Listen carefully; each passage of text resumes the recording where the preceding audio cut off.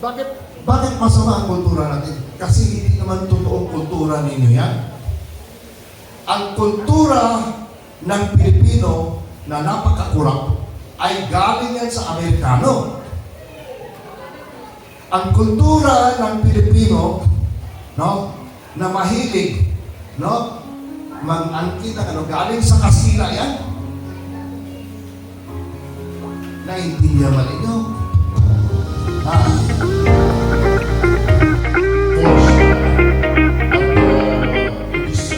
Celebrations, huwag natin kalimutan na tayo ay volunteer for love, our country, volunteer for love of God and country. So yun ang ating, bakit tayo nandito? So hindi tayo nandito para sa wala. Hindi tayo nandito sa mission para sa wala lang. Walang-wala dito. No? We are here, volunteer, because we love God and country. No? So yun ang ating paninindigan.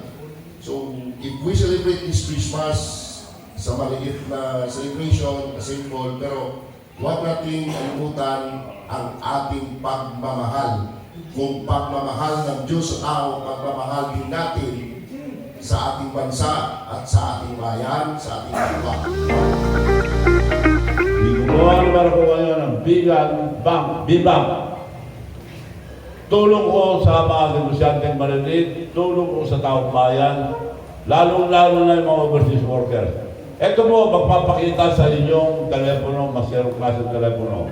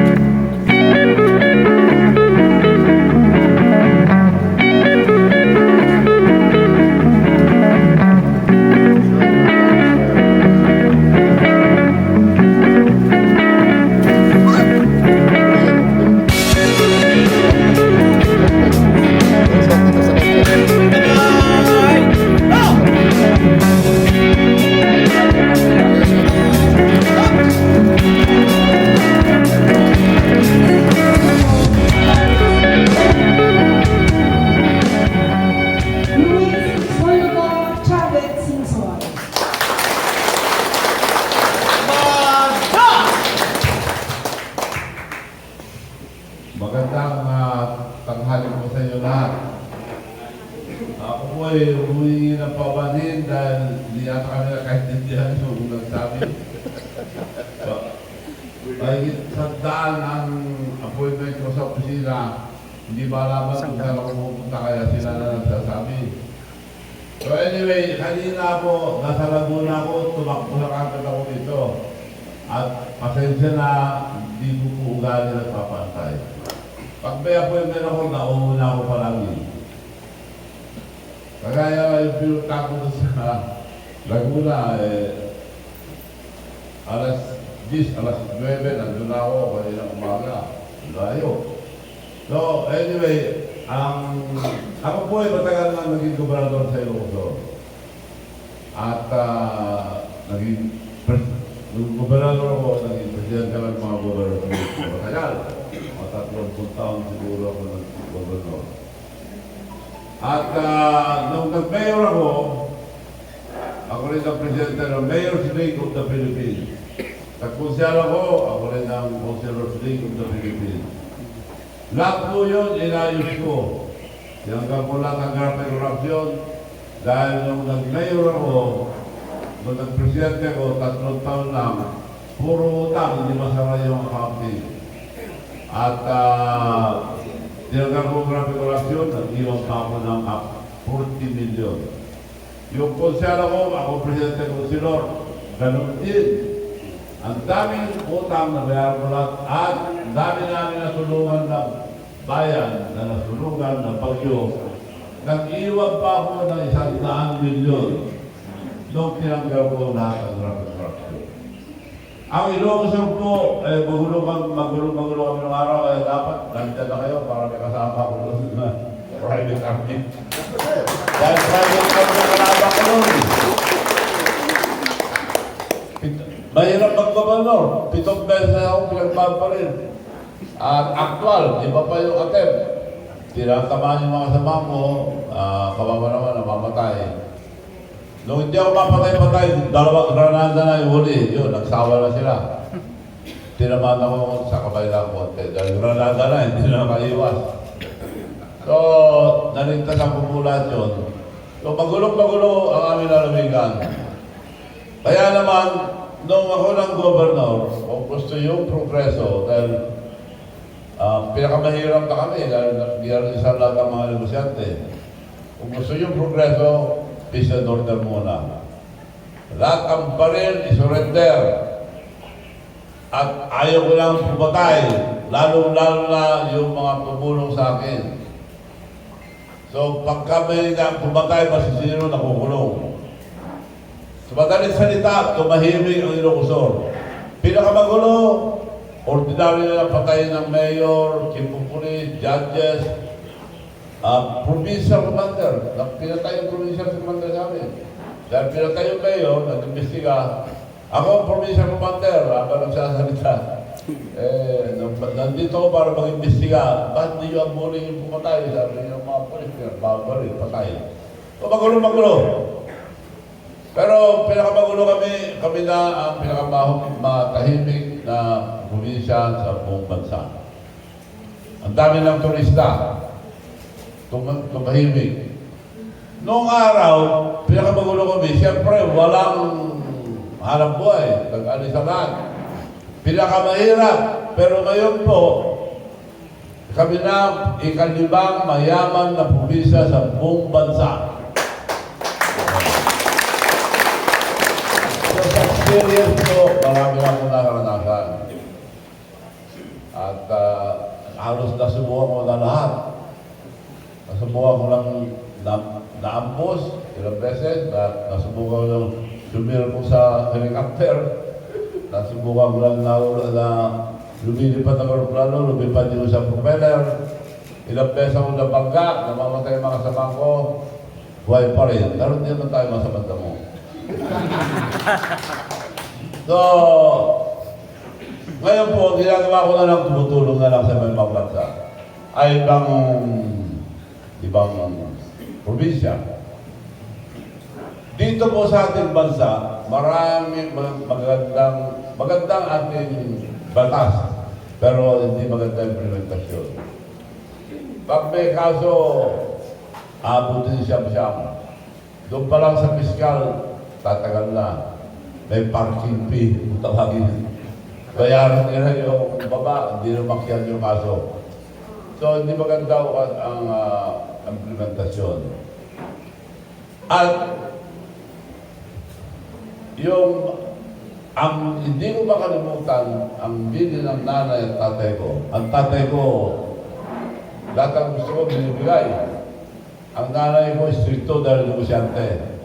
Ang tatay ko, sa lahat ng sinasabi niya, pangaral sa akin, isa lang. Pag may sinabi ka, kailangan gawin mo. Dahil kung hindi mo sinabi yan, wala nang, pag sinabi mo at hindi mo ginawa, wala nang maniniwala sa'yo. Very important yun pala. Dahil wala ka ng kredibilidad, wala ka ng kwentang tao. So, yun ang ginagawa ko yun. Isang salita lang, ginagawa ko. Kaya naniniwala sa akin ang aking kababayan dahil napatahimik ko, napayaman ko. So, tumutulong na lang ako. Nagtayo ako ng marami. Yung nanay ko naman, ang sabi lang, daming negosyante, daming sinabi. Ang dami ko, hindi ko na makalimutan ang sinabi, wag mo ilagay ang itlog mo sa isang basket. Do not put your egg in one basket. Ibig sabihin, wag mo ilagay ang negosyo mo sa isang lugar lang. Pag nahulog, wala na. Kaya naman, nasa Korea na ang mga negosyo mo, mga factory ko, dami. Dito sa ating bansa, pinipili lang, binibigyan ng economic zone. Meron lang nakakakuha, wala naman investor. Ako, ang dami kong investor sa buong mundo. Kaya, hindi nila ako masisisi. Dalawa na ang economic zone ko sa Korea.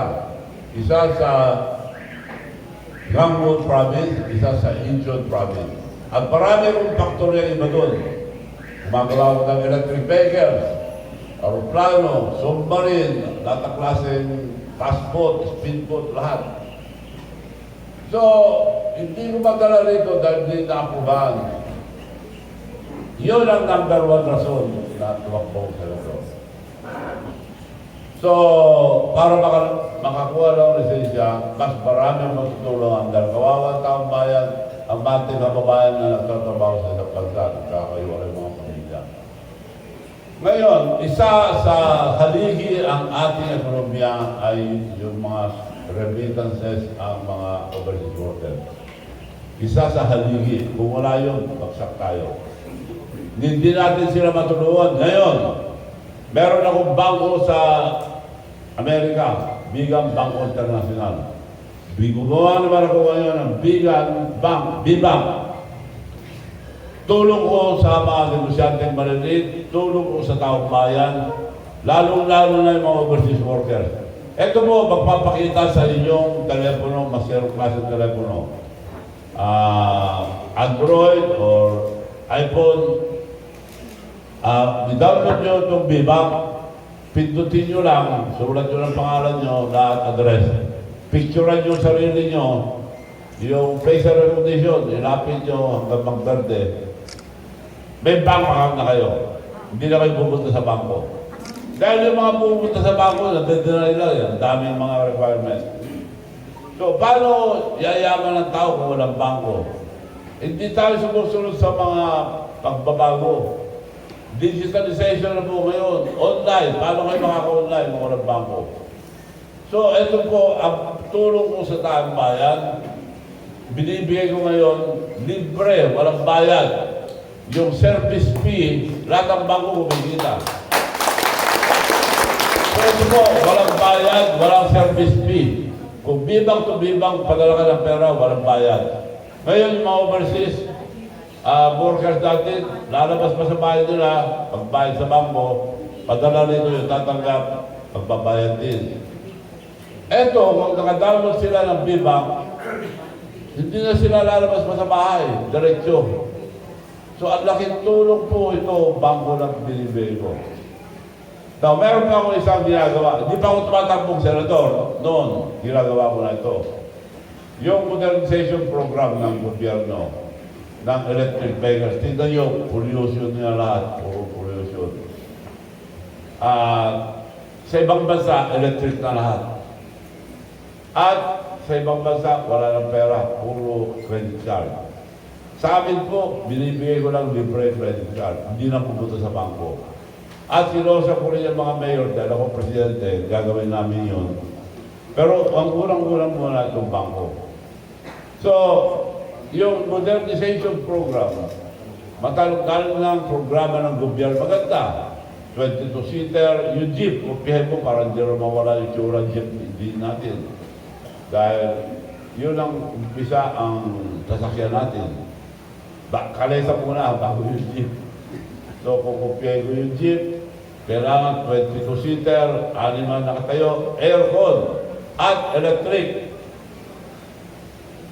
Pinapadala ang mga drivers sa bangko para umutang. Walang may gusto dahil down payment ng 500, may porsyento. Wala akong gusto, puro demonstrasyon ng mga transport group. Kaya minsan ako sa Komisyon Presidente, sinabi ko matagal ng programa ng gobyerno yan, ng mga nakaraming administrasyon pa. Ngayon, ako na lang magpautang sa lahat ng electric vehicles, electric tricycles, electric motorcycles. No down payment, zero interest.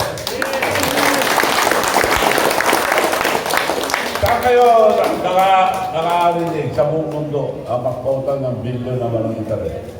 Wala ho, walang gumagawa gano'n. Ako lang ang luko-luko.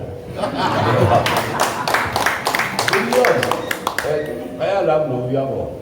Pero ginawa ko pa rin. Maski magkalugi-lugi ako, basta panalo Pilipino, ginagawa ko. Ito yung Miss Universe. Walang nakakuha ng malalaking kumpanya sa buong Pilipinas. Ni gobyerno, walang makakuha Miss Universe. Dahil kung kukunin mo, mahal, malulugi ka. Pero maganda sa ating bansa, makikilala ang Pilipinas. So, gusto ko kunin ka ako, malulugi po tayo, sabi yung mga economic team ko. Magkano malulugi sa akin? 100 milyon o 200 milyon, sabi nila. O sige, kunin natin. Ang hirap kunin. At ginagawa yung Miss Universe sa buong mundo, bawal nilabas dahil pag may mangyari, international issue. So, ang daming sinabi sa akin bago ko nakuha. Gumastos ako ng $15 million at mga bumili pa ako pinakamalaking yate, aeroplano, lahat. Magastos, kaya lugi ko. Ginawa ko pa rin dahil luko-luko ako.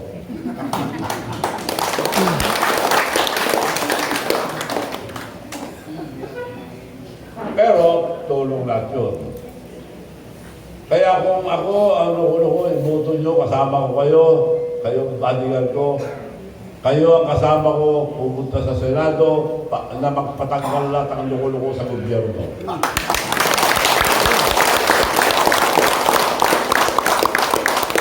So ngayon,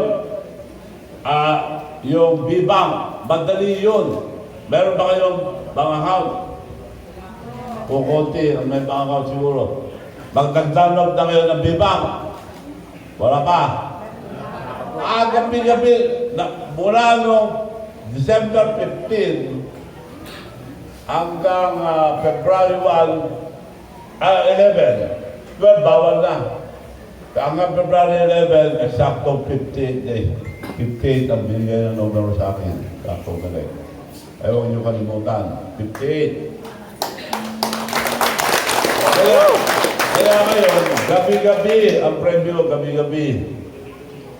58 na katao ang nanalo ng 5,800. Gabi-gabi. At meron isa mananalo ng 58,000 gabi-gabi. So, mag-download kayo, mananalo kayo ng malaki. Premyo. Tulong ko sa ating mga bayan. Gusto mo kayo mag-download ngayon para mabigyan ko kayo. Sir! Oh. Ayan. Sige. Sandali. Sino ba? Wala. Mag-download kayo kasi mag-download kayo. Oh. Isa lang. Dalawa. Hindi kayo. Dito, sample. Telepono ko. Bilis ah. Bigyan mo nga.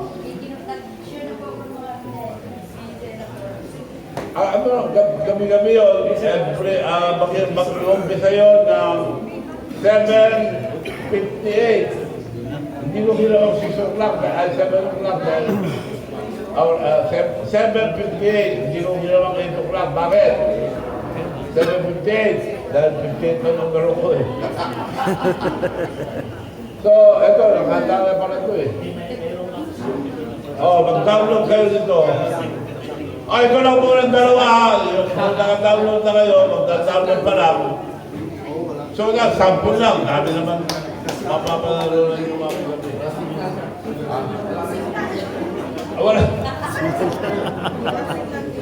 Wala pa na signal dito, paano mapapala? Kung may signal to, isang pindot lang lipad na. Maski Amerika, magagamit nyo to international, national, local. Ibig sabihin international, makakapagpadala kayo sa Amerika, libre. Local, yung mga local na mabayaran, yung mga meron na nagagawa nyo. Walang signal, parang yan. Ba't walang signal dito? Yung, Reng, hotspot. Kaya mo lang, pahirapan yung pahirapan.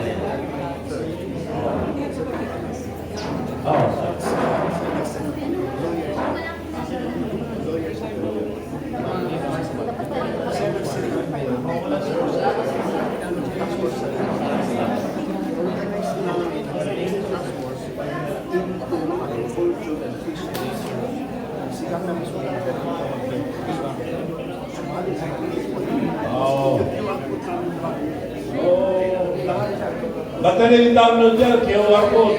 May QR code. Yan. So, si Manalo sila, Oo. Kasi ngayon, ang mundo, iba na mundo ngayon. Puro online na. Digitalization na. Online na ngayon lahat. Sa ibang bansa, wala ng pera. Puro credit card. Kailangan sumunod tayo, kundi mapakiwanan tayo. Kaya sinuturo ko ito, at tulong, walang bayad. Kung bitaw, may wifi na kayo. Wala yan. Dead spot pala ito eh. Dead spot daw. Wala, hindi tayo pwede. Bilang. Ay,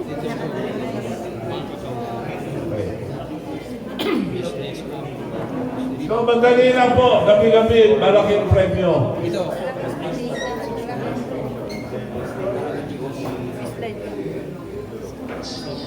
More or less, man, 500,000 gabi-gabi ang papremyo ko. ano tapos na doon nilalagay? Meron pa tayong 50 araw magpapapremyo. Marami tayo premyo. Ay, wala pa card number. So, Wala po. alam nyo, ito, hindi lang yung premyo, ang talagang hiningi ko sa inyo, ipasa nyo to sa mga kakilala nyo, mga kaibigan nyo, para mag-download dahil marami tulong ito. Puro online na ngayon.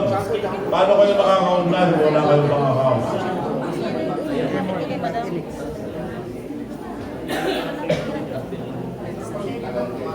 At kung ako mapunta sa Senado, unang-unang patas na gagawin ko, yung Universal Basic Income, tawagin. Nasa ibang bansa na yan. Dito sa Pilipinas, yun ang unang gagawin kong batas. Sabit 500. Anong ibig sabihin ng sabit 500? Lahat ng walang hanap buhay. Farmer, fisherman, o tumatanggap lang ng sahod below minimum wage. 18 years old and above. Lahat ng walang trabaho. Mabibigyan ng 500 buwan-buwan habang buhay. Yun ang Ayan, enable ko. oh. Sana po yung... Ay, tingnan mo nga. Yun.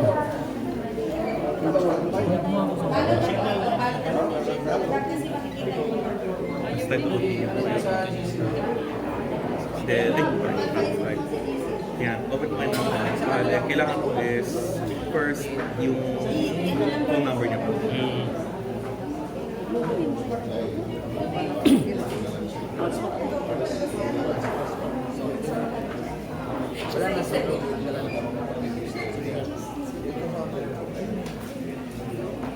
Ribang.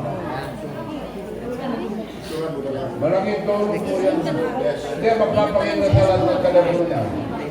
Alam ko yun sa telepono niya, magpapakita. Ng phone Eh, ano number naman mga niya. Phone number. Yeah. Number. The East of the Province.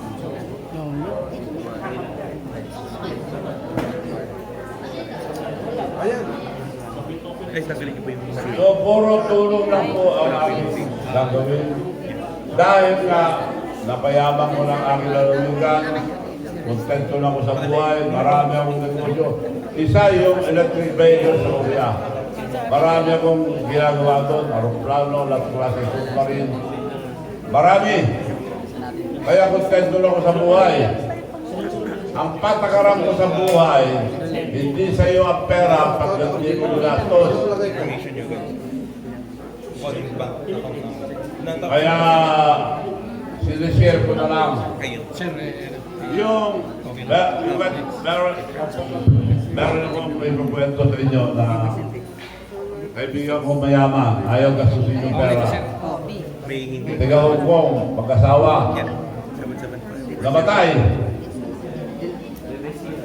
pinakasala yung driver. Eh, tinanong yung driver, ang pakiramdam mo ngayon. Asawa mo yung may-ari ng lahat ng ano. Ang sabi yung driver, ang sipag-sipag ang amo ko, trabaho ng trabaho, walang ginawa ko ng trabaho. Hindi ko alam na nagtratrabaho pala para sa akin, sabi niya. Oh, tamang kaya sa'yo, ano ba? Kaya ako, nilakas ko lahat eh. Binuubos ko. Kaya yung electric vehicles, billions ang talo ko dyan. Dahil tinanong nila, magkano namin kukunin, Marong Chavez, narinig namin yung sinabi yung presidente na kami magkapital lahat. Hanapin niyo muna ang pinakamura. Hinanap nila sa Korea, China, buong Pilipinas. Marami rin gumagawa eh. Nakita na namin, sabi niya, bumalik sila sa akin, mga presidente ng transport group. 3 million. O, 3 million daw. Tumawad sila ng 2 million 400. 6 na lang kagad ang tinawad. O, ako, ipakita ko na tulong ko ito at isa lang ang salita ko, kung anong sinabi ko, gagawin ko. 3 million, ginawa ko lang 1.2. O, pinanggalan ko 1.8. Kikitain mo sana lahat yun kung hindi ako tutulong. So, yun ang tunay na tulong. 3 million, 1.2 lang. Yung 1.8, pinanggalan ko, dapat sa akin lahat yan, magkahaman ako. So, hindi po maganda yung gahaman. Yung mga ibang gahaman, dyan bumabagsak. Yung kaibigan ko naman kita, kinastos ka pa rin dahil. Pinayaman niya yung bago. So, ganun po ang ginagawa. Asahan nyo na hindi na ako nagpunta rito, hindi mo lang kayo kaibigan. Hindi ako nakakalimot tumulong. Kung ano ba lang kailangan nyo, baka kung palarin ng dito. Kasi nga hindi. Tutulong pa rin ako tutulong, basta ikabubuti ang aking magsa. So, kaya wala tayong